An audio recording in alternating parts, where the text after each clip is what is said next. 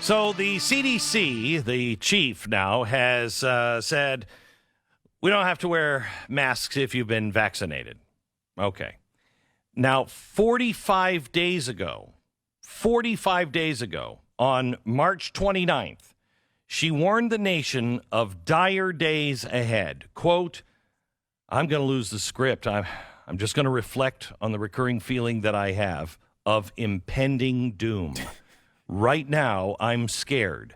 I know what it's like as a physician to stand in that patient room, gowned, glove, mask, shielded, and to be the last person to touch someone else's loved ones because their loved ones couldn't be there. Now, that was on March 29th. We continue to recommend masking in crowded outdoor settings and venues such as packed stadiums and concerts where there's decreased ability to maintain physical distance, where many unvaccinated people may also be present. Now, that, she said, on April 27th. Okay, so what is she saying today? April 27th, we have to have outdoor precautions and we have to wear our masks, et cetera, et cetera. She says she's following the science. Okay. Well, let me give the science here to Stu, who I know follows all this, and tell me what I'm missing. Excess mortality. What excess mortality, correct me if I'm wrong, excess mortality is we have a certain number of deaths every year. It should be kind of like a flat line unless something big happens. Yeah. And we have a really bad flu season. We don't count the regular flu season. We expect to lose those people. It's everything over what we normally would have. Right. Correct? Mm-hmm. Okay. So we had a lot of excess deaths, in the last year. Yes. However, the excess deaths the week of January 3rd began to collapse. By February, it was back to summer 2020 levels, which was pretty good, but you could still have maybe a rebound. By March 14th, excess mortality was at 1% above the 2015-2019 average. This occurred even as very few Americans were vaccinated. When excess deaths began to drop, less than 1% of Americans were fully vaccinated. At the end of January, less than 2%. By the end of March, when excess mortality returned to 2019 pre-pandemic levels, only 15% of the population had been vaccinated. As of May 11th, only 1/3 of Americans have been fully vaccinated, even though they've been saying 60, 70% of the population has to be vaccinated. What happens, Stu? Well, let me give you the entire answer here in the next 18 seconds before we go to commercial. We can do it after the top of the hour. But do you have an... Do you know what changed? Do you know what changed? Yeah, sure. We can go into that. What happened?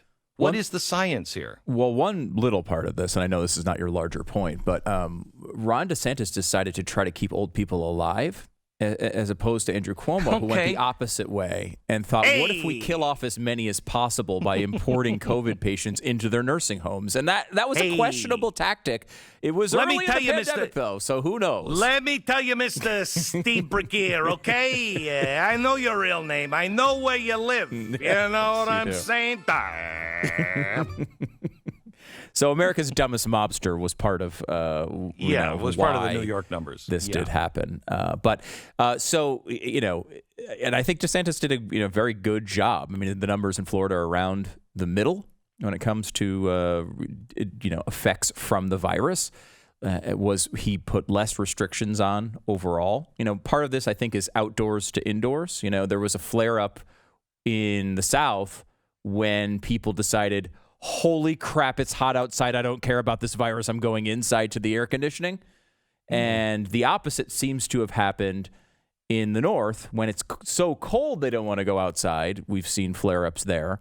When it's nice, when it's spring and summer, they had lower levels of virus. That's just part of it. I mean, you can't just simplify this to one thing. There's a million different factors. I know, but I was just in Florida this weekend. Mm-hmm. I didn't see anybody wearing masks in Florida. It's wide open, but then you go to the airline and it's like, you will wear a mask. Yeah. And you're like, okay, I'm wearing a mask. You have not applied it right. Put it over the nose. Make sure it stays over the nose. You're like, okay, I got it. I thought it was over the nose. I mean, it was a stark difference. It's interesting too between Florida and the airport. That and Texas, with the two places you were flying in between, are largely completely open at this point. And now it's interesting because the guidance on airlines really did change with Biden. And this is something that he can kind of control more directly. And when they always had masks on when Trump was there as well. Yeah. Though did you hear the 14 announcements they had to make about masks during the flight? Oh, not only the 14 announcements, but the 56 announcements that if you violate these rules, you may never be able to fly with us again. Yep, there's threats attached to it. That's true. Yeah. And that's all new. Most of that is new from the Biden administration where he put this on. And I will say, the CDC did open up. Everyone talked about this as how they opened up all of these things for people who were vaccinated to go do whatever they need to do.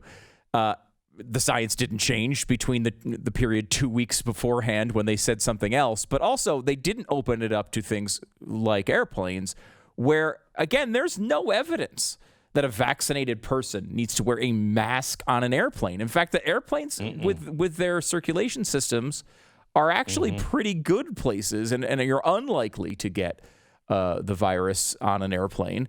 But they kept those on, mass transit, a bunch of other different things that are probably completely unnecessary, but will continue to go. That are all controlled by the government. Yeah, when they can control it in a central way, they're going to keep it on for longer than any of us are comfortable with. Correct, and that's another reason why you don't have government running everything.